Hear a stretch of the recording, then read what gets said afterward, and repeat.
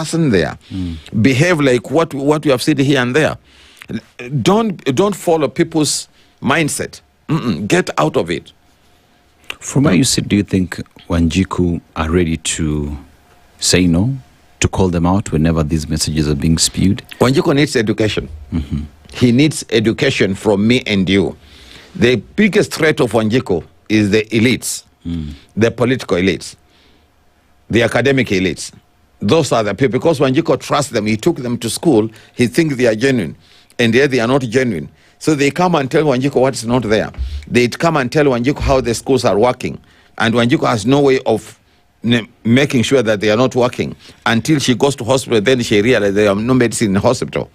Until she's stuck there, her children has not been school has not been paid, and then she's told there's free education. And so, are we able to unveil specifics to Wanjiku as the academic elites? Are we able to unveil the political elites? Are we able to run away from that manipulation for domination so that Wanjiku will understand where we are coming from?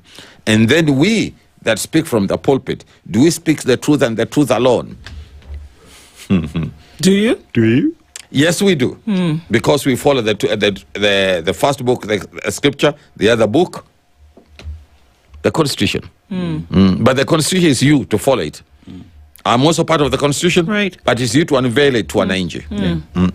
You know, these statements that we hear being spewed right now, one would not have to look back. We just have to go back to 2007, 2008, post-election violence and what that did to this country. And with the reports that you've seen from the Kofi Annan Foundation, who was the broker that brought peace after the 2007, the foundation has warned that Kenya is highly likely to find itself back in 2007, or even worse than what we experienced back then.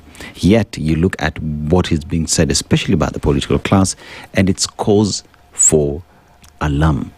For us not to end up there right now with NCIC and all these bodies moving in and securing this country, what must we, Wananchi, the clergy, the police and all these agencies do so that we don't head up to 2007? This is the time we need to be together than before. This is the time we need to be thinking together. This is the time we need to be consulting from all the religious leaders, the government officers, and other people. International, we need to be consulted, because where we are heading, we will head to see anything like 2027.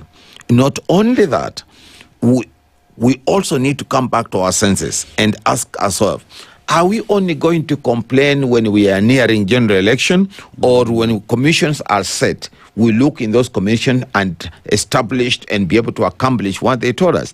There is the curricular report. How far did we go about the curricular report? Yeah. The Annan, the 4 agendas of the Annan Commission, have we worked on them? Agenda 4, how far are we? And so what are we supposed to do? Again, me and you, we need to be smart enough to go to those reports. After even 2027, 2028, we need to go and ask the systems, have we done anything with the Agenda 4 of the Annan report? What have we done about it? The curricular report, the things he mentioned, what are we doing about it? So that should be the question. And then we, in the where we are, we need to ask ourselves, who is supposed to do this? Instead of just abusing one another, instead of gaslighting one another, we need to sit down and go to those agendas. But this has been a weakness because people benefit out of it. Some politicians will not want those agendas to be tabled on the table, because what happens? They benefit out of it. That's why I started by saying politicians are not enemies. Actually, politicians are friends. It's just their interest. Even when you see them right now calling others, you are not going to make it, I am going to make it, you'd be surprised to see them come back together, again look at us and laugh at us because we are their food.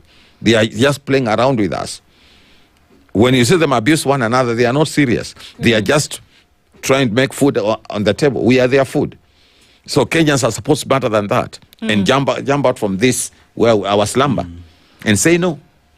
So Kenyans have said no previously. Kenyans have been in a position where they've come out to protest over some of these things.